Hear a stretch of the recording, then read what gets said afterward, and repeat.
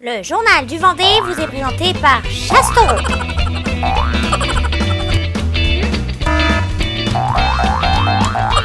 Chastaupe, le jeu préféré des Anglais.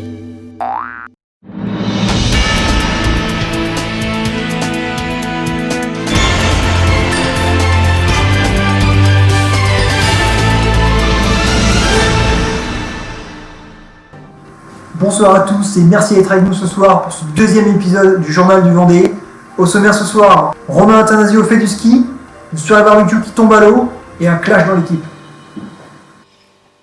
Oui, je suis en direct avec Romain Attanasio. Alors, Romain, pour commencer, j'ai une petite question qui peut paraître un peu bizarre, mais est-ce que vous avez changé de caleçon depuis le début de la course? Oui, il y a 30 secondes. Ah, super, bonne nouvelle. Et est-ce que tu peux nous raconter un peu comment ça s'est passé?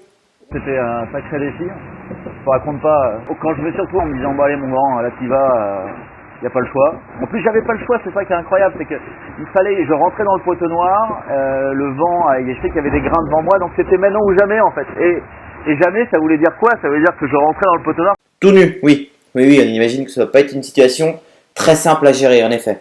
Bon, en tout cas, c'est un grand pas que tu viens de faire là. Tu vas fêter ça. Je suis devant vous, mais je vais pas manquer ça, ouais. Aussitôt raccroché, je vais aller faire tout ce qu'il faut. Ouais, je vais boire ma petite bière chaude. Et puis voilà.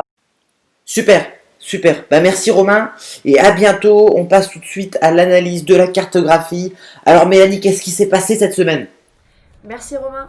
Cette semaine, l'élément principal de la carto, c'est la dépression Theta que nos skippers ont dû affronter. Alors coach, vous qui avez une connaissance particulière de l'océan, dites-nous quelle est la meilleure tactique à adopter? Traverser la dépression, la contourner?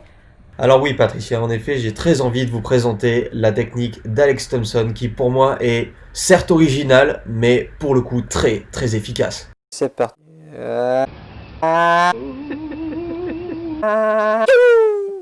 Donc, comme je vous le disais Martine, on voit très nettement Hugo Boss effectuer un nombre de tours bien précis pour prendre une vitesse certaine de manière à le propulser vers le poteau noir. Et maintenant que Theta est franchi, nos skippers foncent vers le sud et la prochaine étape c'est la traversée de l'équateur. Alors coach, vous qui êtes un expert de la course au large, qu'est-ce que ça fait de franchir l'équateur? Vous l'avez vous-même déjà franchi? Oui, enfin, vous savez Christelle, moi je navigue principalement dans la région de Saint-Jean-de-Luz, voilà, tout ce qui est la baie. Oui, mais vous accompagnez des skippers qui l'ont fait, donc quelle est leur sensation, leur émotion à ce moment-là? C'est quand même un passage mythique. Oui, j'ai bien des poulains qui ont passé l'équateur, mais il n'y en a aucun qui m'ont dit oui, c'est incroyable. C'est pas juste une ligne imaginaire, enfin, c'est quand même l'équateur. Tout de suite, une vidéo de Clarisse Kremer qui vient de franchir l'équateur. Pour le passage de l'équateur de l'IMOCA, Banque Populaire, avec à son bord Clarisse Kremer. 3, 2, 1. Wouhou!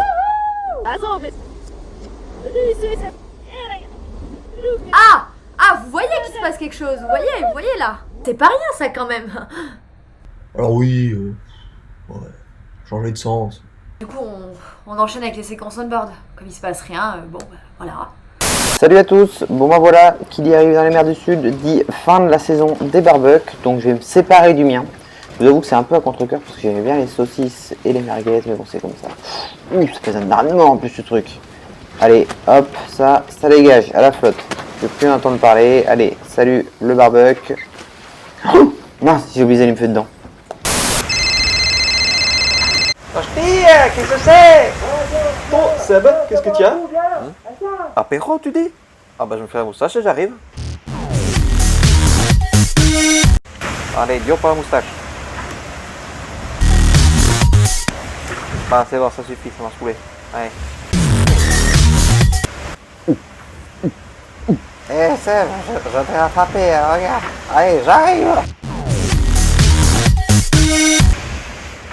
Oh là, oh.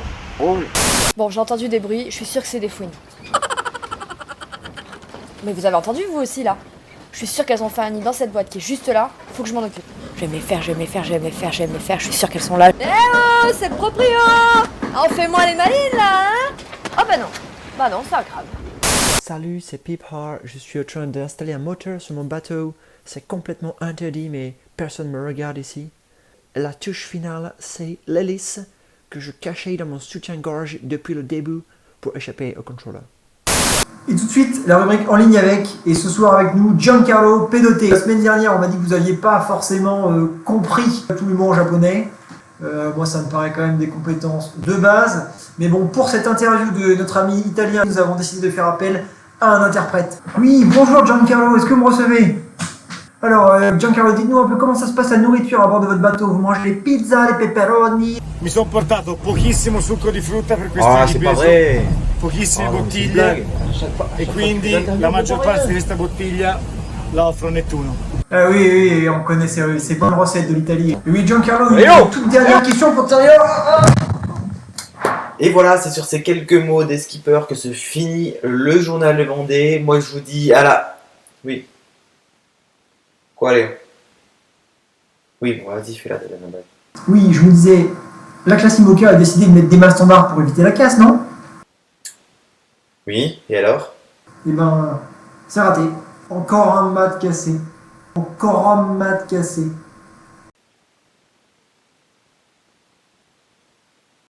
Écoute-moi bien, Léo, on peut pas rire de tout, hein. Tu m'entends? Excusez-le, ici pour parce qu'il... On a bien évidemment une énorme pensée pour l'équipe de Nicolas Troussel quand on sait l'investissement que représente un projet vendé. Bon courage à eux. Quant à moi, je vous dis à dimanche prochain.